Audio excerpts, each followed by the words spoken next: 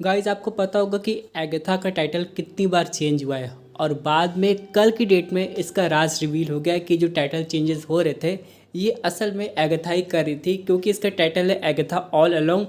और ये एक म्यूजिकल है। भाई किसी को क्या पड़ी है इस टीवी शो की। मतलब लिटरली यार, मार्वल एक तरफ कहता है कि वो अच्छे क्वालिटी कंटेंट पे ध्यान देगा और दूसरी तरफ ये शो बना रहा है जिसको कोई असर नहीं पड़ने वाला कि कोई देखेगा कि नहीं देखेगा। हालांकि दोस्तों आप लोगों को पता होगा एक्समैन 97 जो कि मार्वल एनिमेशन के अंदर आता है वो काफ़ी हिट जा रहा है व्यूअरशिप के में। अब मार्वल ने एक नया चीज़ निकाला है मार्वल टेलीविज़न, और उसके अंदर कल उन्होंने 3 नई चीज़ अनाउंस की है जो कि ऑलरेडी ऑडियंस जिसके बारे में अपडेट कुछ महीनों से सुन रही थी, जिनमें सबसे पहला टाइटल था एगाथा ऑल अलोंग, उसके बाद डेयरडेविल बॉर्न अगेन और यहाँ पे आयरन हर्ट। यानी दोस्तों ये 3 टीवी सीरीज तो कंफर्म है जो कि मार्वल स्टूडियोज़ के नहीं बल्कि मार्वल टेलीविज़न के अंदर आने वाली है। अब मार्वल ये सब चीज़ को अलग अलग क्यों कर रहा है इसके बारे में आगे हम लोग डिटेल से समझने वाले हैं, लेकिन फ़िलहाल समझ लेते हैं कि मार्वल स्टूडियोज़ आखिरकार ये काम क्यों किया।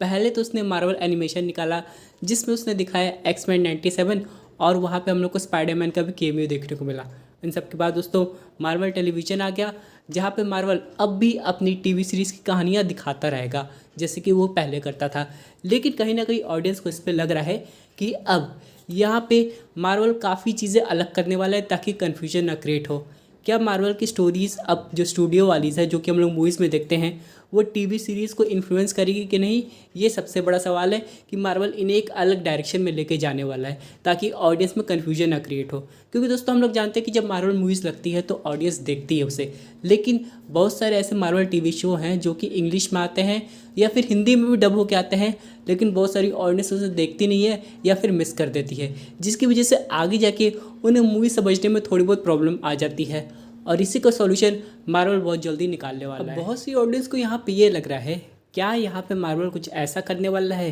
जिससे ये डाउट बने ही ना। यानी कि हम लोग ने जब एजेंट्स ऑफ द शील्ड देखा था तो कहा जाता कि मार्वल मूवीज़ के जो इवेंट्स है उनका असर उनकी टीवी सीरीज़ पे पड़ेगा, यानी कि एजेंट्स ऑफ द शील्ड पे, लेकिन जो एजेंट्स ऑफ द शील्ड में होगा वो मार्वल मूवीज़ पे नहीं पड़ेगा। अगर ऐसा कुछ होने वाला है तब शायद मार्वल एक क्लियर रास्ता निकालने वाला है ताकि उनकी मूवीज़ और टीवी सीरीज़ की खिचड़ी ना बन जाए। अब जैसे कि हम लोग बात करें डीसी की, तो वो अपने एक नए यूनिवर्स की शुरुआत कर रहा है जहाँ पे वो सब कुछ कंबाइन कर रहा है, चाहे एनिमेशन हो, चाहे गेम हो, चाहे मूवीज़ हो, और वहाँ पे सारे कैरेक्टर्स एक दूसरे में इंटरचेंज होंगे। यानी कि जो लाइव एक्शन के कैरेक्टर्स है वो हम लोग को एनिमेशन में दिखाई देंगे और वाइस वर्सा। उसी तरह दोस्तों मार्वल यहाँ पे अपनी तरीके से कुछ करने वाला है जो कि और डिटेल में हम लोग को आगे जाके पता चले।